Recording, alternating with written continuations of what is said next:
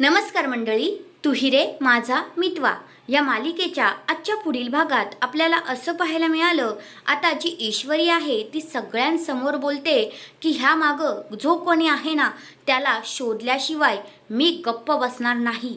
आणि इकडे मामी तर आता पूर्णपणे शॉक झालेली असते.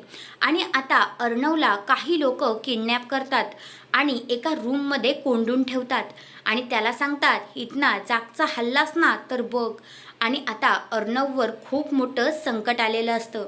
आणि आता ईश्वरी आणि मामा अर्णव अजून घरी कसा नाही आला म्हणून कॉल केलेला असतो. तर आता त्यांना असं कळलेलं असतं की अर्णव इथे कुठेच नाही आहे. आकाशसुद्धा बोलतो की अर्णव दादाचा काहीच पत्या नाही. आणि हे ऐकल्यावर ईश्वरी मात्र शॉकमध्ये जाते. आणि अर्णवला ती माणसं बजावत असतात की जास्त हुशारी केलीस ना तर बघ तुझा इथेच आम्ही गेम वाजवू. आणि हे सगळं काही कारस्थान राकेशचं असतं. राकेशनीच काही माणसं बोलवून अर्णवला किडनॅप केलेली असते.